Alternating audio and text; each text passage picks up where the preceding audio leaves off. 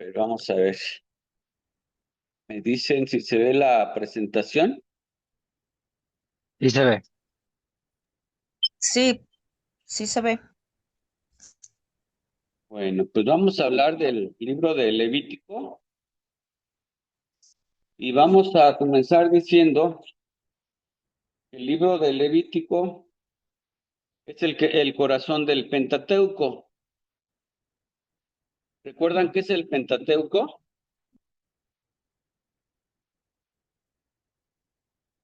¿Alguien que me diga qué es el Pentateuco?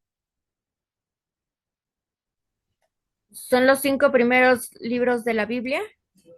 Así es. Es- Génesis, Génesis, Éxodo, Levítico, Números y Deuteronomio. Así ¿Es es, Génesis? escritos por Moisés, ¿verdad? Ujú. Bueno, pues vamos a decir que el libro de Levítico, su misión es descifrar la gramática de la santidad. Es decir, vamos a entender las reglas que se le iban a dar a un pueblo, que había salido de la esclavitud. Era un pueblo pecador que quería acercarse a la santidad de Dios. El nombre levítico viene de reglas para los levitas. Entonces, vamos a hablar de las reglas que se utilizaban para el servicio y también para la santidad, para ministrar, para adorar a Dios. Entonces, vamos a intentar desempacar este libro, ¿verdad? Que nos va a hablar, el principal tema de este libro va a ser la santidad, porque el pueblo quería tener acceso a la presencia de Dios, pero para tener acceso a la presencia de Dios, pues se necesita algo de protección y lo que se ocupa para poder acercarnos a Dios es santidad. La Biblia dice ser santos porque yo soy santo. El libro nos presenta tres grandes temas. El primer tema, un sistema de sacrificios como mecanismo para acercarse a Dios. El segundo es el rol de los sacerdotes como personas autorizadas para realizar los sacrificios que le van a ayudar a la persona, a las personas, a acercarse a Dios. Y tercero, leyes de pureza. Esto nos va a llevar al clímax del libro, o lo más importante del libro, ¿Estudió? Sí. el día de la expiación. Entonces, realmente el problema central no son las reglas, porque en algún otro curso del instituto, alguien decía, pero ¿cómo puede ser posible que se nos diga que hay reglas en contra de comer mariscos, a mí tanto que me gustan? El problema no son los mariscos, esos eran como símbolos que nos ayudaban a entender que la vida humana es fluida. Nosotros caminamos por el mundo y mientras caminamos por el mundo se nos sube polvo a los zapatos. Entonces, debemos de estarnos limpiando continuamente los pies porque el polvo se nos sube y entonces para poder estar limpios, que es lo que representa la santidad, la limpieza, pues necesitamos estar acudiendo continuamente al lavamiento de la palabra y a la búsqueda de la comunión y de la intimidad con Dios. ¿Hasta aquí alguien quiere hacer algún comentario?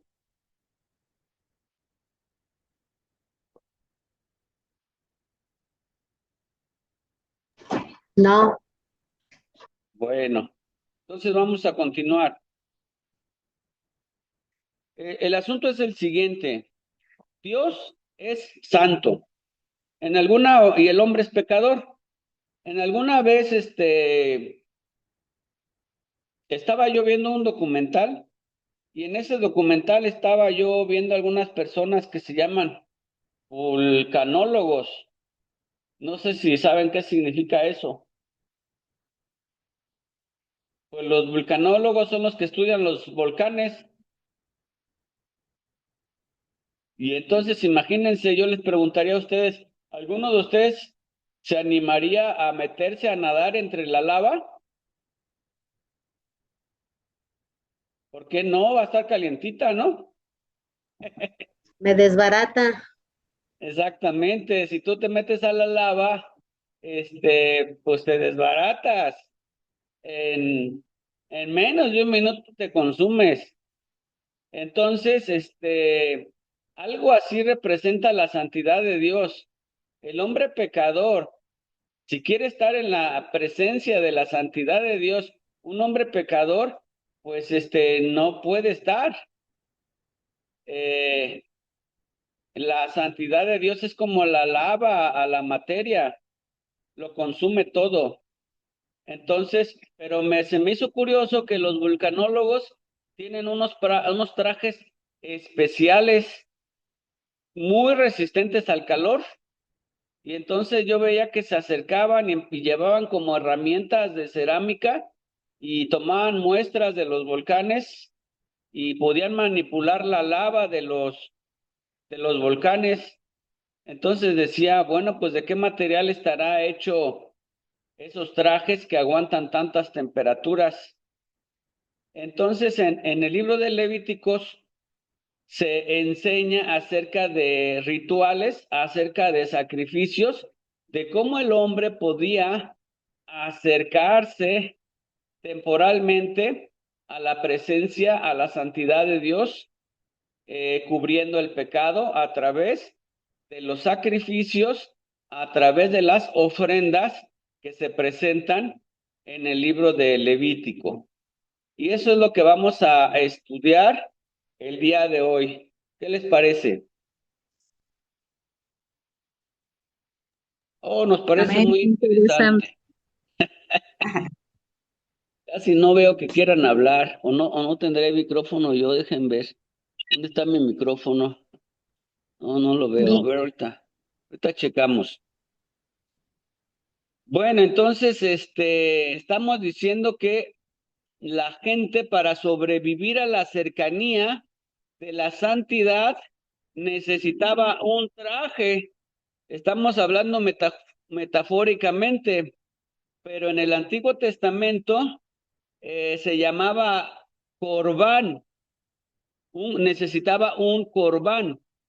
¿Y qué quiere decir eso, corbán? La raíz de esta palabra es cará y no significa regalo para poder acercarme como el paganismo. La gente pagana pensaba que si Dios estaba enojado, tenían que hacer un sacrificio, tenían que hacer una ofrenda para que Dios se contentara.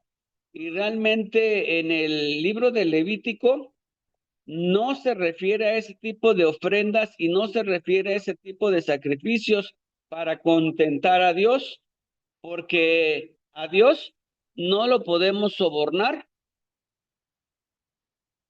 ¿Estamos de acuerdo? A Dios no lo podemos sobornar. Entonces, Amén. ¿qué quiere decir eso de Corbán y qué quiere decir eso de Carab? Pues Carab quiere decir que yo me puedo acercar a Dios, pero de alguna manera protegida, y realmente Dios utilizó este sistema, esta estrategia, esta manera, no para aplacar su coraje, sino para darle una protección al ser humano, para que el ser humano pudiera acercarse a Dios. Entonces, este Corbán está muy íntimamente relacionado con la santidad. Es algo que Dios utilizó, algo que Dios creó para que el ser humano pudiera acercarse confiadamente a la comunión y a la santidad de Dios. Entonces es una protección que Dios propuso a la humanidad. Entonces el Corbán es una protección, es un sistema de protección y tiene 5 fuentes principales. Vamos a mencionarlas y luego vamos a explicar cada una de ellas. Se habla del holocausto, la ofrenda de paz, la ofrenda de alimentos, la ofrenda por el pecado y la ofrenda de la expiación. Entonces son las 5 ofrendas o el Corbán que nos va a ayudar a poder acercarnos a la comunión con Dios. Hablemos del holocausto. El holocausto también mencionado como Olá, el holocausto perfecto significa que podemos ascender. Se presentaba una ofrenda en el altar y se tenía que quemar del todo, es decir, que todo se quemaba, que todo se consumía y la ofrenda se elevaba, ascendía. Entonces, el animal quedaba totalmente consumido por el fuego y su humo ascendía al cielo. Eso simbolizaba una entrega total, ¿verdad? Entonces, este ritual del holocausto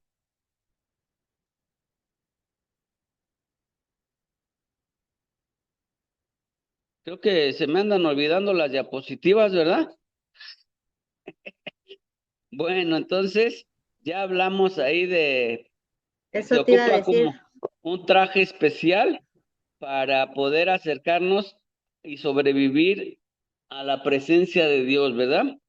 Y entonces estamos hablando ahora del Corbán, que realmente viene de la raíz karab, que significa acercarse.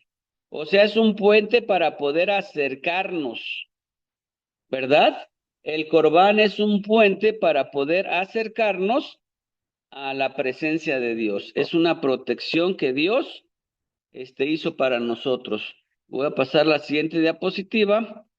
Si ven que me atoro, alguien díganme, oye, ya te atoraste en las diapositivas, porque luego me emociona hablando y ya no me acuerdo de las diapositivas. Vamos a hablar del holocausto o el Olá.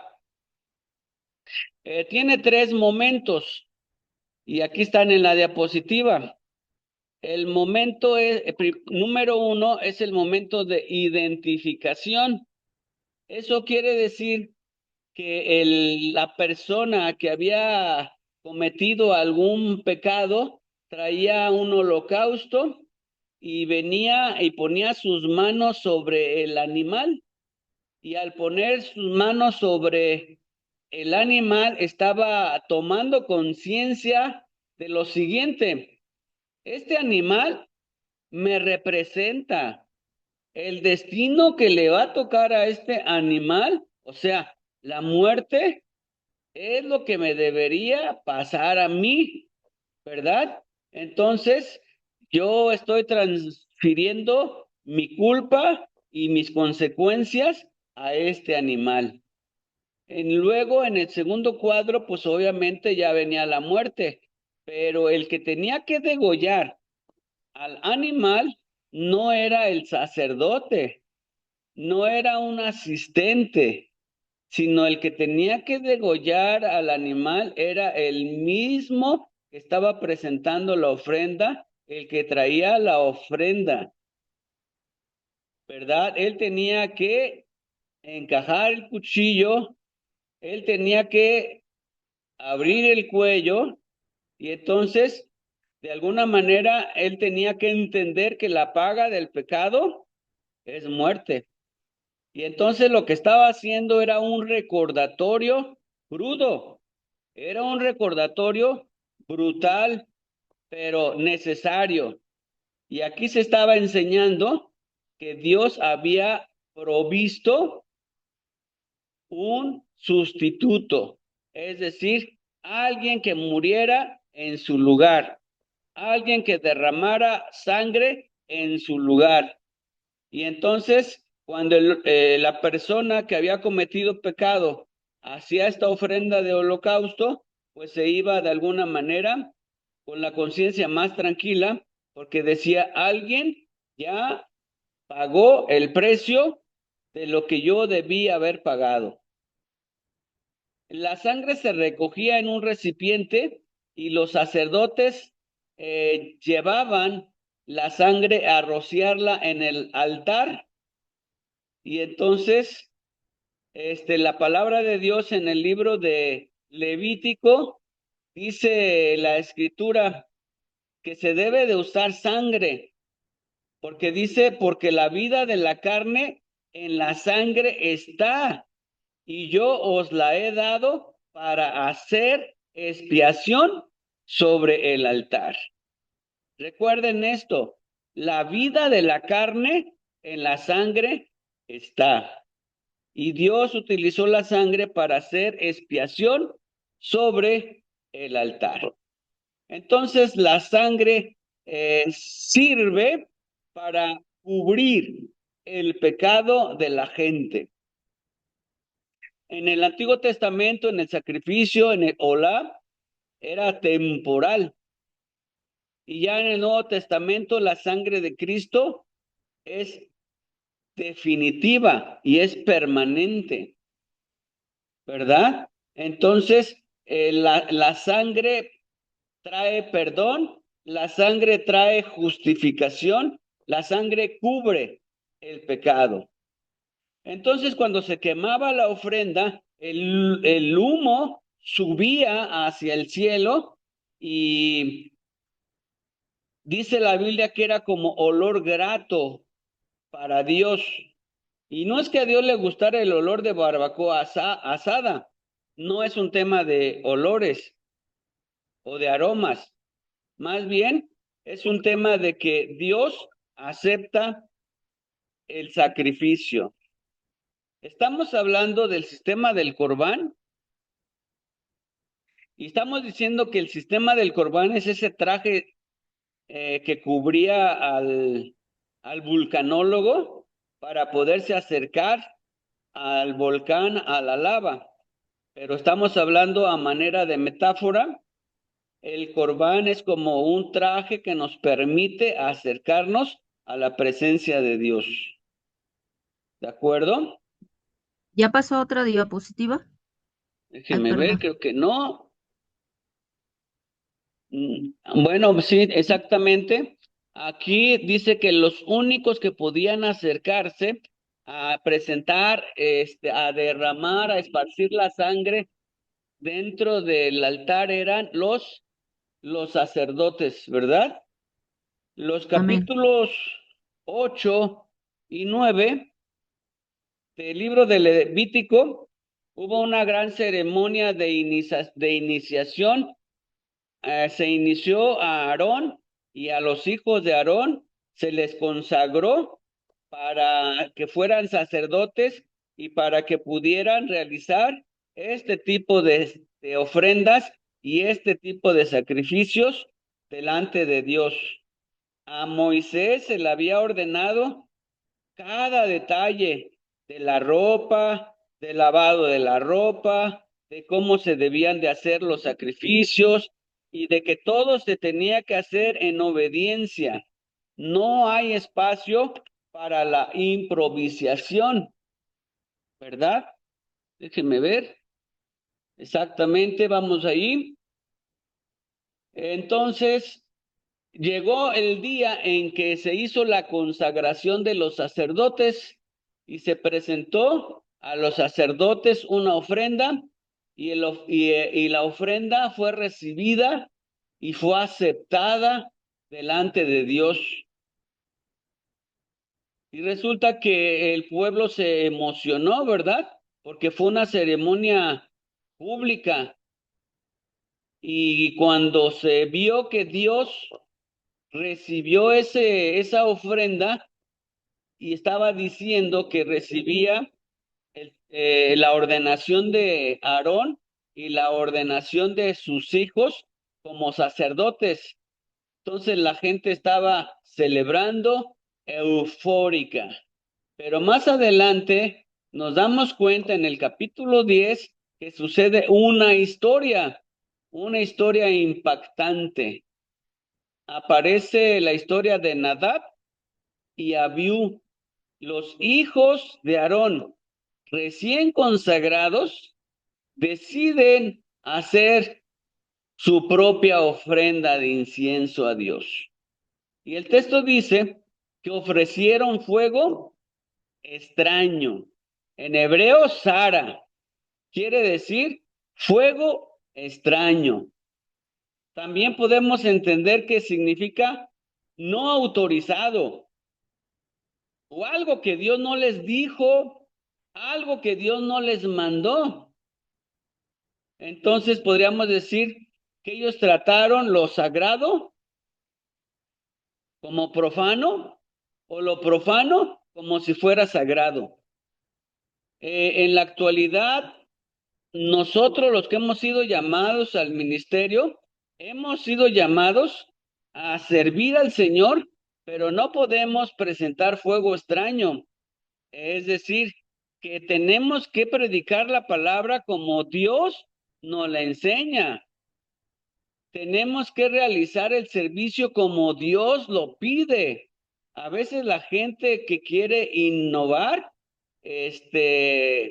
pues trae ocurrencias y trae nuevas ideas, ¿verdad? Trae mucho baile, trae muchas banderas y, y la gente se empieza a revolcar de risa y no es así. En la actualidad también se puede ofrecer fuego extraño. Entonces nosotros debemos de tener mucho cuidado. ¿Qué tipo de ofrenda, qué tipo de comunión, qué tipo de servicio le estamos ofreciendo a Dios? Si hablamos de la predicación, estamos hablando de que nuestra predicación debe de surgir de tiempo de estudio de la palabra, de tiempo de intimidad con Dios, de tiempo de estar preguntando en la presencia de Dios. Dios, ¿qué quieres que yo enseñe? Dios, ¿qué quieres que yo hable a tu pueblo? No podemos traer fuego extraño. Lo que Dios nos va a dar es lo que necesitamos ofrecer. Dice que ellos trajeron fuego extraño. Entonces, ¿qué sucedió con Nadab y Abiú? Dice la escritura que el fuego divino que había anteriormente validado la consagración de los sacerdotes, ahora sale del altar y los consume, es decir, mueren en el acto. Y entonces, imagínense ustedes, cuando esto sucede, ¿cómo se sentiría Aarón? Ustedes como padres, ¿cómo se sentirían si a uno de sus hijos les pasa algo tan terrible como esto? Pues tristes, Gracias, hermana Elizabeth. Con mucha decepcionados, Tristeza, depresión, ¿verdad? Con dolor. con dolor. dolor, decepcionados. Exactamente. Entonces, pues realmente imagínense el pobre de Aarón, en cuanto recibió la validación de que era el sumo sacerdote y también sus hijos, y luego van sus hijos a ofrecer y quedan muertos.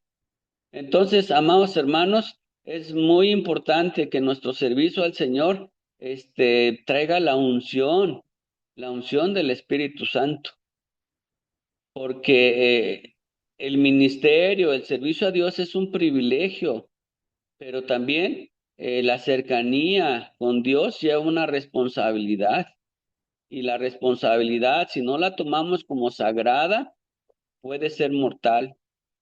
Tratar a Dios como santo es obedecerle exactamente como Él ha mandado. La creatividad humana en la adoración es vista como un acto que le quita importancia a la santidad. Tenemos que adorar al estilo de Dios, no como nosotros nos parece, que se vería más espectacular. Porque hoy en día muchas congregaciones cambian el altar por un espectáculo, por un show.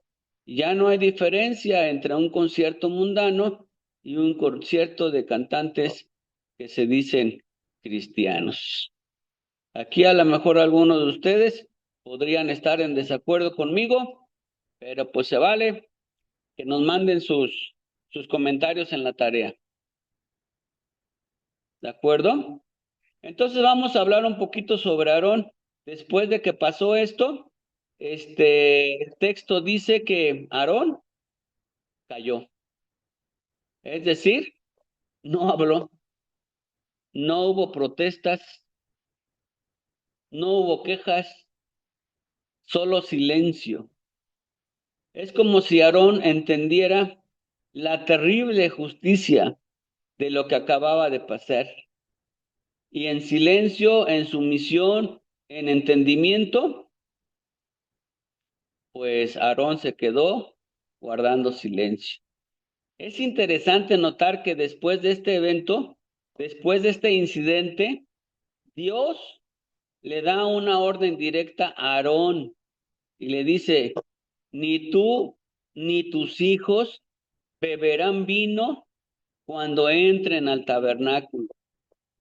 Esta expresión hace pensar a algunas personas que Nadab y Abiú, cuando entraron a ofrecer este tipo de ofrenda, no estaban sobrios. Algunos piensan que estaban ebrios y que por eso Dios les dijo que cuando entren al tabernáculo no anden borrachos, no deben estar con su juicio nublado, deben de estar atentos, deben de estar alertas, no deben actuar con presunción. Sea como sea, la lección está firme, la lección es clara.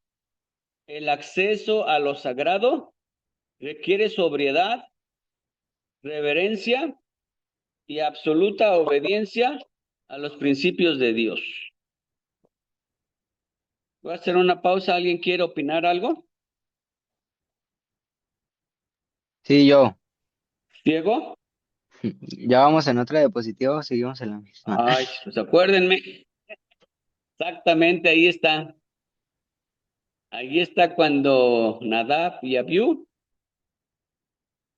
Es que aquí prácticamente estoy solo. Cuando está Dana, aquí estoy a un lado ayudándole a decirle, ya es otra diapositiva, falta esto, falta aquello. Y bueno, qué bueno que me digan ustedes.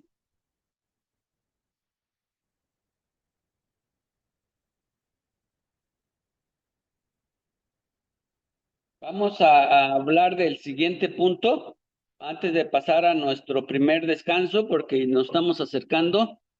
Nos quedan 10 minutos para nuestro receso de 10 minutos. Entonces,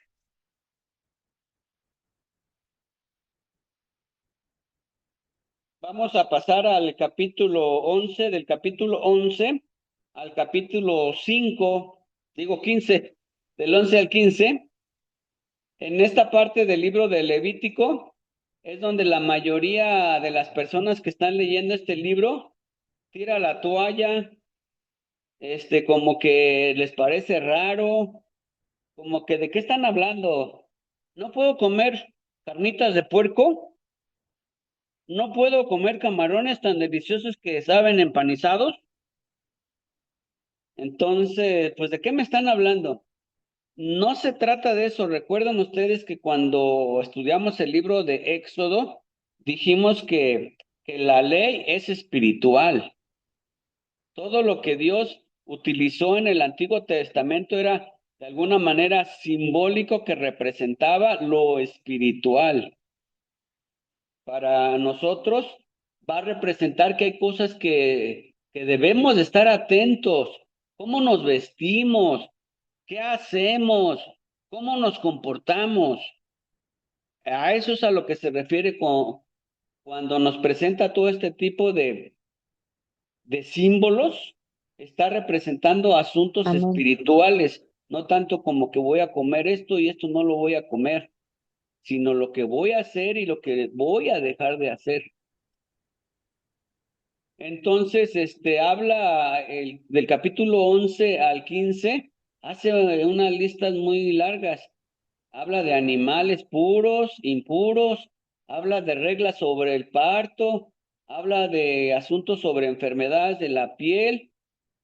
Y bueno, esto hay que verlo como una pedagogía teológica viviente.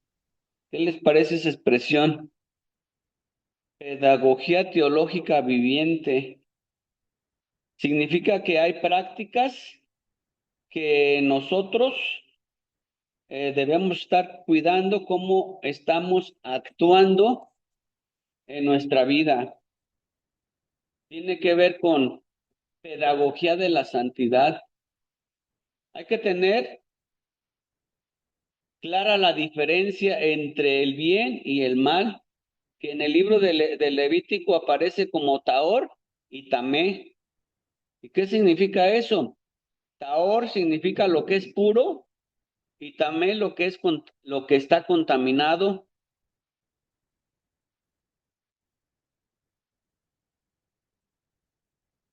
De hecho, ahí está la diapositiva por si no me alcanzaron a escuchar. Taor lo que es puro y Tamé lo que es impuro. Entonces, el punto clave que resaltan las fuentes es este. Estar contaminado ritualmente o tamé no te hacía un pecador, no era un juicio moral. Eso es importantísimo. Entonces, si una mujer acababa de dar a luz, no era que estuviera en pecado, sino que estaba en un estado que la hacía temporalmente incompatible con el espacio sagrado. Es que, por ejemplo, dar a luz es cometer pecado. Pues no, pero lo que realmente está representando estas situaciones es que cuando nosotros caminamos en la vida, hay cosas que nos contaminan. Cuando convivimos con personas, hay cosas que nos contaminan. Cuando escuchamos canciones en el camión, hay cosas que nos contaminan. Cuando vamos viendo por la calle, hay cosas que nos contaminan. Eso no nos hace pecadores, pero de alguna manera sí están contaminando la vida y necesitamos hacer algo para que regresemos a estar en comunión con Dios, buscar la comunión con Dios, principalmente la lectura de la palabra y la oración, pasar momento con Dios. ¿Estamos de acuerdo? Entonces, a eso se refiere, es un recordatorio físico de cómo la comida, que no se trata de que tengo que comer puro bistec de res, puerco no, o no puedo comer camarones. No se trata exactamente de eso. Se trata de que en la vida hay cosas que nos contaminan y necesitamos buscar continuamente la palabra de Dios, la oración, para limpiar nuestra vida. Entonces, sí tenemos que hacer una separación de cosas que el mundo nos pueden llegar a contaminar. Es como un sistema de semáforos. Hay cosas que tenemos que cuidar, como decían, tener cuidado, como decían en la escuela dominical cuando éramos niños. Cuidado mis ojitos al mirar, cuidado mis manitas al tocar. Entonces es un sistema de el tamé y el taor, es un sistema de semáforo. Hay que estar atento a lo que estamos haciendo, cómo estamos viviendo, cómo nos estamos comportando. Y el Señor Jesucristo lo dijo con una expresión: los que están limpios solo necesitan lavarse los pies, porque caminar por el mundo hace que el hombre se aleje de alguna manera de la comunión con Dios. Y bueno, aquí vamos a hacer nuestra primera nuestra primera pausa. Regresamos en 10 minutos. Bien.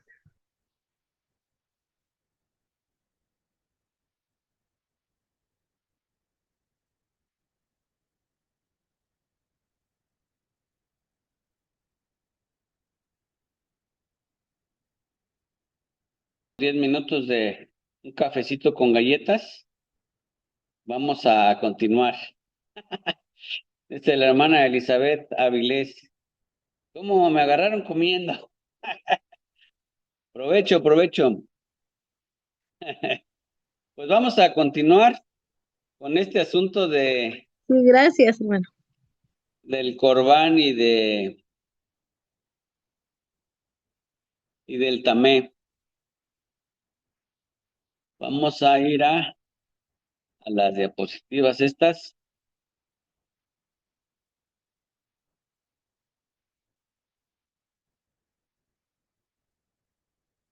Pregunto, ¿se ven las diapositivas? Sí. Y yo sí la veo, pastor. Sí. Ay, yo estoy sin video. Nos Ya. quedamos aquí en Sí, se ve. el Sí, se ve. Taor y el Tamé, ¿verdad? Y el tamé, sí. Ujú. Bueno, pues vamos a continuar. Estamos hablando de este sistema de semáforos, ¿verdad? El Taor y el Tamé, que es una excelente analogía. Dijimos que era una medida de protección ante la santidad de Dios, que es como el fuego. Lo bueno de este sistema es que era temporal y también era reversible. Es decir, que se resolvía con tiempo, con agua. O sea que las personas estaban temporalmente impuras. A diferencia del pecado, el pecado es más grave porque para el pecado pues se requiere el derramamiento de sangre, o sea, de un corbán. Entonces, así que el cuerpo mismo es un ciclo de vulnerabilidades. Todo lo que dice el libro de Levítico es un libro de texto andante. Enseñaba sobre orden, sobre desorden, sobre vida, sobre muerte, pero lo importante era respetar la necesidad y darse cuenta de que había fronteras, de que había límites, hay cosas que se pueden hacer y hay cosas que no se pueden hacer.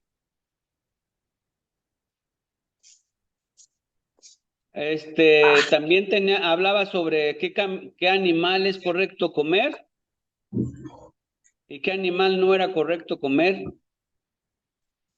pero pues se podía correr el riesgo de que pues, la gente se enfocara más en lo que debo hacer y en lo que no debo de hacer y se olvidara de lo más importante. Esto era símbolos. Lo más importante, hermanos, tiene que ver con la ética.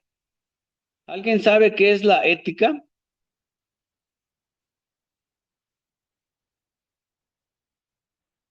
Ah, sí, esa me la saqué de la manga, ¿verdad? Pastor, es hacer lo correcto ante las cosas, ¿no? Como un abogado, Exactamente. ser un Exactamente, es abogado que hacer. estudia derecho y trabajar derecho. La ética tiene, bueno, se deriva de un principio, que puede ser también una ley. La ley universal que rige la ética es la regla de oro. Trata a los demás como quieres ser tratado. Entonces, para nosotros también es una ley espiritual que tiene que ver con eso, con la ley del amor. Debo de amar a Dios por encima de todas las cosas y debo de amar al prójimo como si fuera yo mismo. Entonces, Después de todos estos rituales que se mencionan, hasta el capítulo 18, vamos a llegar al capítulo 19, y ahí nos vamos a encontrar con algo que es muy importante. Después de todo este tipo de sistemas de sacrificios, de sacerdocio, de pureza, todo esto converge en el punto más importante, en el clímax que sucedía una vez al año, llamada el Yom Kippur, el día de la expiación.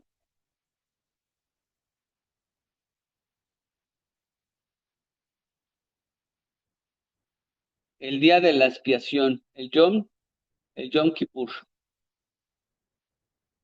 Entonces, el único día del año en que una sola persona, es decir, el sumo sacerdote, podía entrar más allá del velo al lugar santísimo, es decir, al epicentro de la santidad de Dios en la tierra.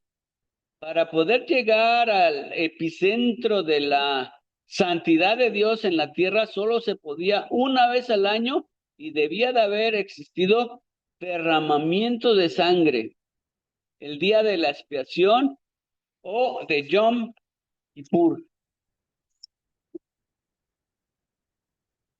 El ritual central de ese día es una imagen.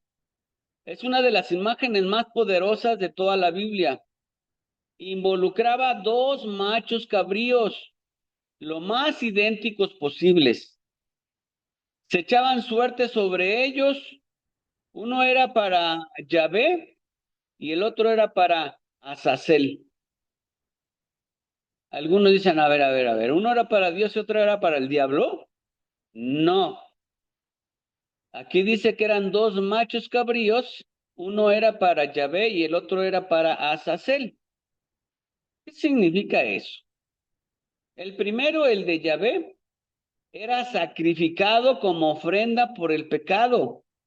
Debía derramarse su sangre y se recogía la sangre y esa sangre la llevaba el sumo sacerdote detrás del velo y rociaba sobre el propiciatorio. ¿Qué es el propiciatorio? El propiciatorio es la tapa que estaba por encima del arca del pacto o del arca del testimonio. Vaciar la sangre encima de esa tapa, ese es el acto de la expiación. En otras palabras, sirve para cubrir el pecado. Literalmente cubría el pecado de toda la nación. Pero ahora vamos a pasar al otro macho cabrío. El otro macho cabrío, ese no se mataba. El segundo macho cabrío, el macho para Azazel, es el que conocemos como el chivo expiatorio. El sumo sacerdote ponía ambas manos sobre la cabeza del chivo vivo y confesaba todos los pecados, todas las rebeliones, todas las transgresiones del pueblo. Toda la culpa de la nación se transfería a ese animal simbólicamente. Después se designaba un hombre que llevaba al chivo al desierto, a un lugar lejano, a una tierra deshabitada. Entonces, Azazel significaba a un lugar de no retorno, a un lugar donde el chivo expiatorio no pudiera regresar. Y entonces representa que nuestras culpas ya no regresan. Los dos animales son dos caras de la misma moneda. La muerte del primero paga el precio del pecado, es decir, la paga del pecado es muerte. Sin derramamiento de sangre no hay remisión de pecados. O sea, que sin derramamiento de sangre no hay perdón de pecados.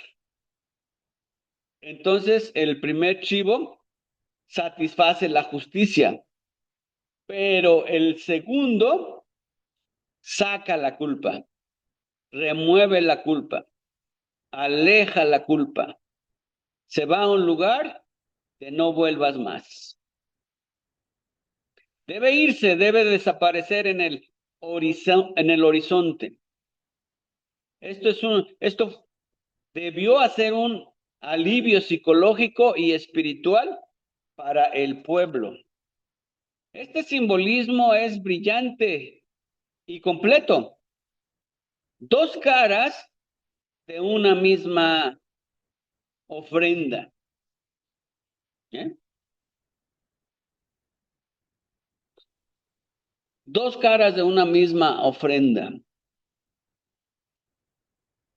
Uno quita el pecado y el otro se lleva las culpas, desaparecen las culpas y no regresan.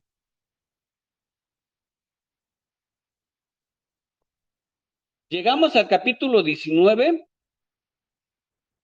y ahí nos topamos con las fuentes que en el libro de Levítico encontramos el versículo clave que dice el versículo 2: seréis santos porque yo, Jehová vuestro Dios, soy santo. Después de esta aseveración de parte de Dios, aparece una serie de mandatos o mandamientos éticos, como amarás a tu prójimo como a ti mismo, que dijimos que esta es el principio universal de la ética, la regla de oro: amar a tu prójimo como a ti mismo. Otro mandamiento ético: no oprimirás al extranjero. Debes usar balanzas justas. Debes honrar a los ancianos. Dejarás parte de tu cosecha para los pobres. La santidad ritual del tabernáculo debía generar actos, debía generar hechos, debía traducirse en santidad moral en las calles. Es como que predicamos aquí en la iglesia, hermanos, la vida cristiana no se debe de vivir solo en la iglesia. La vida cristiana debe caminarse por las calles de San Pedrito. Tú ponle tu colonia. La santidad tú la debes de vivir y caminar por las calles de tu colonia.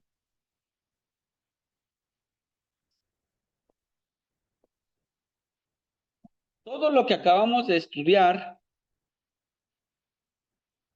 sobre el libro de Levíticos nos hace una conexión directa a la persona de Cristo. Cristo se presenta como la culminación de todo este sistema. Cristo es el Corbán definitivo. Cristo es el Cordero de Dios, cuyo sacrificio es único y perfecto. Y no solo eso, también Cristo es el sumo sacerdote perfecto. A diferencia de Aarón, que Aarón necesitaba lavamiento ritual continuamente, Cristo no necesita eso, porque él vivió una vida en santidad. Entonces Cristo es el único mediador actual entre Dios y el hombre, porque Aarón hacía la función de mediador, pero era temporal y se tenía que estar haciendo continuamente. Pero Cristo vino e hizo un sacrificio perfecto una vez y para siempre. Porque el sacrificio de Cristo fue sin mancha. El sacrificio de Cristo también encarna a los dos machos cabríos de una forma asombrosa. Su muerte en la cruz es vista como el pago por el pecado como el primer chivo expiatorio, pero también es quien quita el pecado del mundo y se lo lleva lejos, lo aleja para siempre. Cristo cumple ambas funciones y la diferencia es crucial. El Yom Kippur era anual, era una solución temporal. El sacrificio de Cristo fue una vez y para siempre, logrando una redención definitiva que no caduca. El Nuevo Testamento toma esta compleja gramática de santidad levítica y declara: todo se ha cumplido y todo ha sido internalizado en la persona del gran sumo sacerdote perfecto, es decir, Cristo Jesús.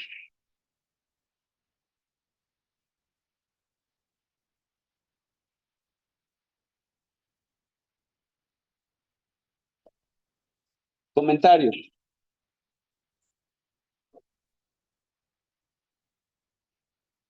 ¿Nadie?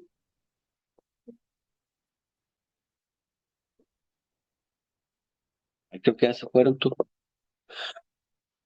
¿Hay alguien ahí? ¿Sí se oye? Amén. Aquí Sí, sí se estamos. escucha. Pero no les gusta participar, ¿verdad? Bueno, ¿alguien quiere hacer algún comentario de lo que hemos visto el día de hoy? No, bueno, está Pues bien. sí, sí, sí, sí, sí, sí, A ver, sí. Diego. Pues viéndolo, o sea, como supongo, creo la mayoría, no, no lo habíamos visto desde ese enfoque. El libro de Levítico, yo personalmente no había leído el libro de Levítico, tengo que leérmelo, la verdad. A como lo ha narrado usted, se ve muy bueno y pues es algo impresionante como era antes pues al llevar las leyes y ahora con la gracia de Dios, ahora somos salvos por gracia. Gracias, Diego. Bueno, por último vamos a hacer una tipología de las 5 ofrendas que mencionamos. Ahora, ¿cómo se pondría, cómo se analizaría, cómo se compararía con el ministerio de los ministros en la actualidad, ¿verdad? Por ejemplo, el holocausto representa consagración total por fuego. Es decir, que mi consagración tiene que ver con una dedicación de mi vida a la obra de Dios, al servicio de Dios, a una entrega a Dios. Debo estar dedicado absolutamente y sin reservas, con toda mi voluntad a los propósitos de Dios. En la ofrenda de paz es una ofrenda de comunión compartida y se manifiesta en la armonía, en las relaciones entre el líder y los hermanos de la iglesia, pero principalmente esta relación debe estar con Dios. En la ofrenda de alimentos que tiene que ver con harina, panes, granos, o sea, sin sangre, es el reconocimiento público de la bondad de los recursos recibidos, tener gratitud por lo que Dios nos ha dado y se manifiesta en que me has dado alimento, entonces de lo recibido de tu mano te doy. Y estamos hablando de diezmos y ofrendas. En la ofrenda por el pecado es una expresión de tristeza y arrepentimiento. Es la capacidad de autocrítica para darme cuenta cuáles son mis problemas o mis fallos de carácter que nublan mi visión, que me hacen actuar mal y que yo debo de estar al pendiente para cambiar mis actitudes y corregir mi carácter. Y la ofrenda por la transgresión es un sacrificio vinculado a la deuda. Y cuando esto se refiere a un mecanismo de que si yo hago algún daño, algún perjuicio en contra de terceros, pues también hay una ley de restitución. Yo necesito reparar los daños causados a otras personas.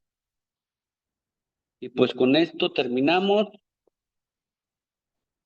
el libro de Levíticos.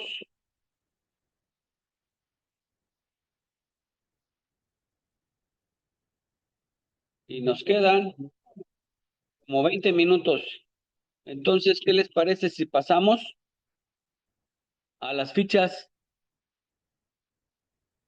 ¿Están listos? Sí, adelante.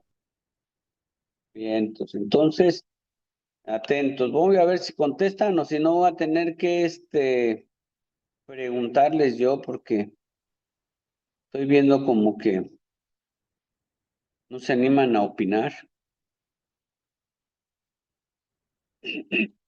La primera pregunta dice así: ¿en qué situación específica se debía traer? Ah, no, espérenme. Ok.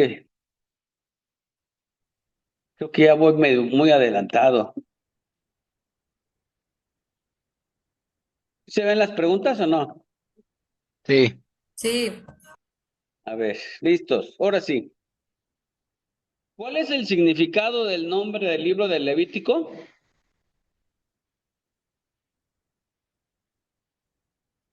Santidad, la gramática de la santidad. Dijimos que eran leyes. De pureza. Ah, no, sí. Leyes pertenecientes a los levitas y a su servicio sacerdotal. Bueno, continuamos. Según el tema central del Levítico, el acceso a Dios es posible únicamente mediante la santificación. santificación, Santificación, Ah, la La sangre. expiación. En el La sangre. contexto del Levítico, ¿qué cualidad se le exige al adorador para mantener la comunión con Dios?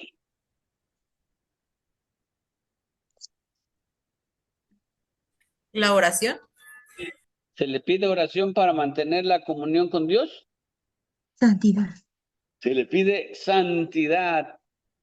Sean santos porque Dios es Santo. santo.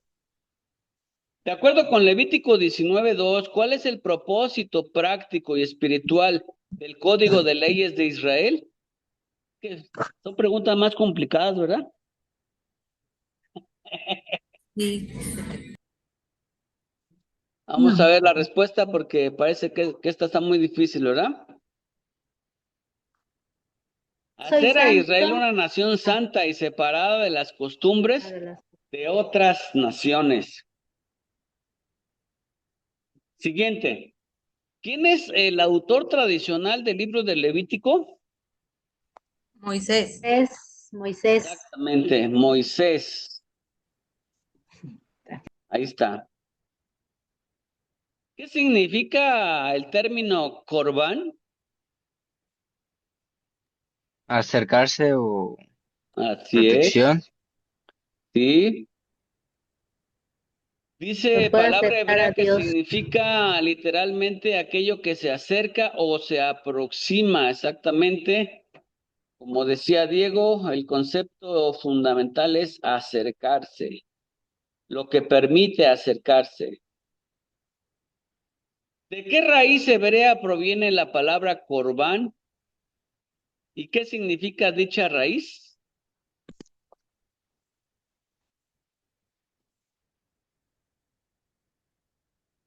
Del cara, El carab, que me pueda acercar a exactamente, Dios. Me puedo acercar a Dios de una manera protegida. exactamente. Viene de carab, que significa acercarse o aproximarse. Exactamente, las dos tienen que significar lo mismo. ¿Cuál es la función teológica del sistema de sacrificios o corbán según el estudio exegético del Levítico? La ofrenda, ¿no? El holocausto. La comunión y la... Ah, Ah, O sea, estamos hablando de la misma idea. El corbán sirve para poder aproximarnos a lo santo, ¿verdad? Una protección para poder acercarnos a lo santo.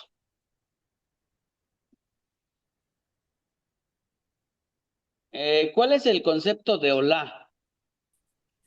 Holocausto. Es el holocausto. ¿Ofrenda del todo? todo quemada. Sí. Dice, nombre del holocausto que proviene de Alá, significado ascender, subir. Es decir, que el humo, si el humo sube, quiere decir que la ofrenda o el sacrificio o el holocausto fue aceptado, ¿verdad? Siguiente pregunta. ¿Qué característica física distingue al holocausto o más bien diría uolá de otros sacrificios en cuanto a su consumo? La identificación, la transferencia legal de identidad. Este animal me representa, su destino debería ser el mío. Bueno, vamos a ver. La respuesta dice que el animal se consume completamente en el altar y nada es comido por el hombre. Exactamente, el holocausto es totalmente consumido. Y en las otras ofrendas, pues los sacerdotes pueden agarrar una parte. ¿Qué representaba el sacrificio del holocausto para el adorador israelita? ¿Qué representaba?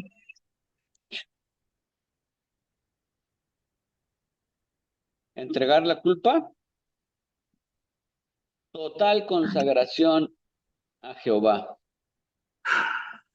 En el rito del holocausto, ¿qué simboliza el acto de poner las manos sobre la cabeza del animal? Pasar La los pecados. experiencia por mi culpa. Exactamente, significa identificarse con el animal. En otras palabras, decir, lo que le pase a este animal es lo que me debió haber pasado a mí, ¿verdad?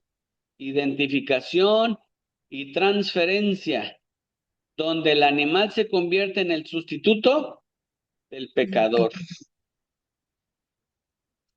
Siguiente. ¿Cuál es el requisito físico para un animal ofrecido en holocausto vacuno según Levítico 1:3? Sin mancha, Tenía que Limpio ser sin mancha. macho, sin Ajá, mancha, ¿verdad? sin defectos. Sin defectos. Dice macho sin defectos, exactamente. Según Levítico 17:11, ¿por qué la sangre es el elemento central para hacer expiación?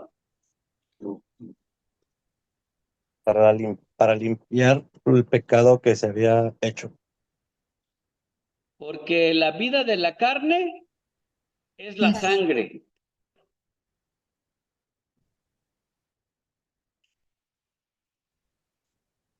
¿Qué significa la frase olor grato en el lenguaje del pacto de Levítico?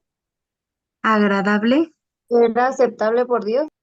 Que fue aceptado. Exactamente. Dice, significa que el sacrificio es aceptable.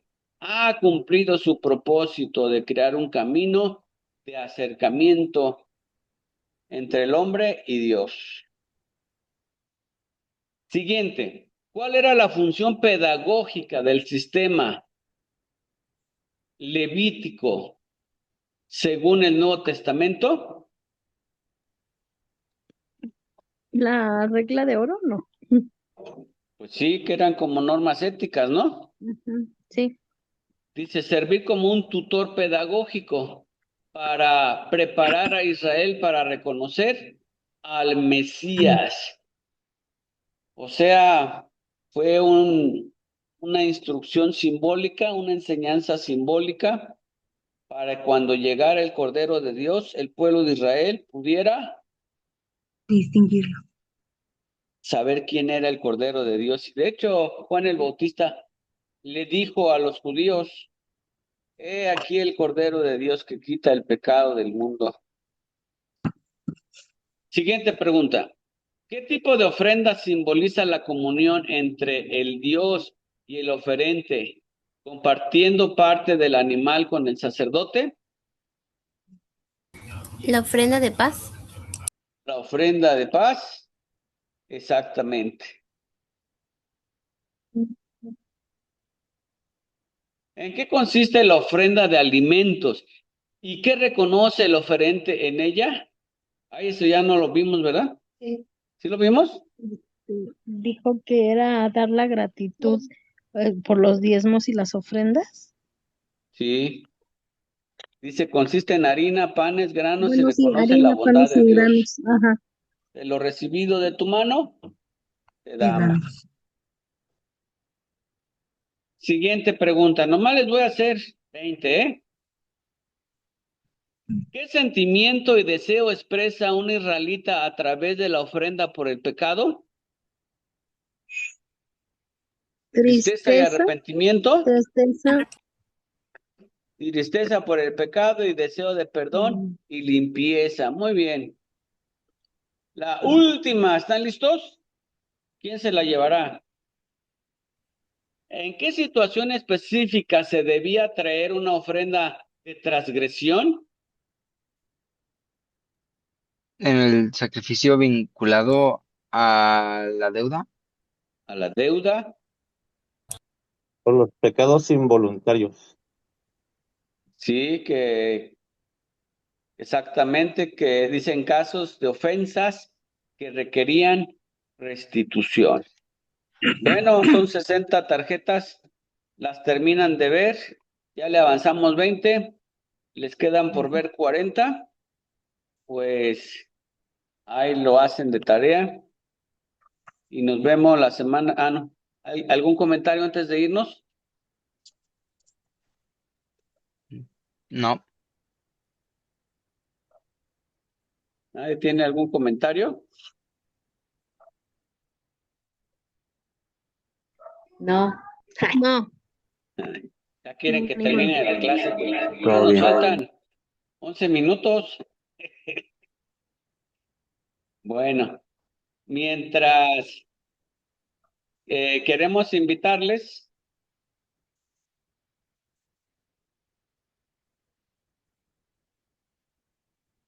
¿sabe qué apareció ahí? No alcancé a leer bien. Pues queremos invitarles, hoy es la tercera lección y este curso consta de 16 lecciones. Eso quiere decir que para la próxima semana ya tendremos un cuarto del curso terminado. No se desesperen, no se desanimen. Esperamos que vayan cumpliendo bien con las tareas y no las vayan dejando para después, porque pues si las van entregando así despacito no va a haber ningún problema. Pero si las dejan hasta el último, ya la última semana, pues ya no se va a poder.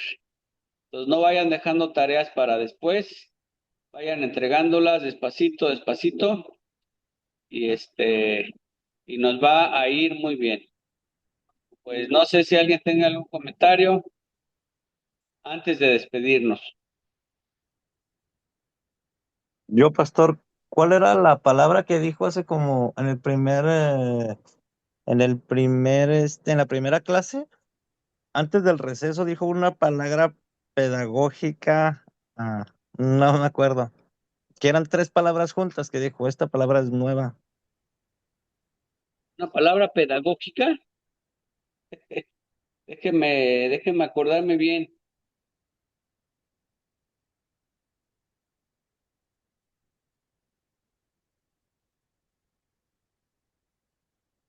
Pedagogía, gramática de la pedagogía de la santidad. No, otra. ¿Cuál sería? Pues se lo voy a poner fácil. Vea el video y ahí debe de Sí, venir. que repita ver el video. Sí, siempre los veo otra vez, como 2, 3 veces. ¿Sale, vale? Dice María Elena, yo debo todas las tareas, pero me podré al corriente. Muchas gracias. Ok, de acuerdo. Él se Bueno, refería pues me cuando da dijo mucho del gusto capítulo verles. 11 al Espero que a 15. ustedes también les dé gusto vernos. Y estamos aquí esperando que nada los va a tumbar. Así como empezamos, ya cuando menos se acuerden, ya se nos pasó el tiempo y ya terminamos el instituto. Tenemos muchas vacaciones ahí, se descansan. Ahorita vamos empezando, pero ya la próxima semana ya estaremos a un cuarto del curso. Entonces, no le aflojen, échenle ganas y vamos a terminar con la ayuda de Dios. Dios les bendiga, nos vemos la semana que viene. Dios les Amén, nos bendiga, vemos. descansen. Dios.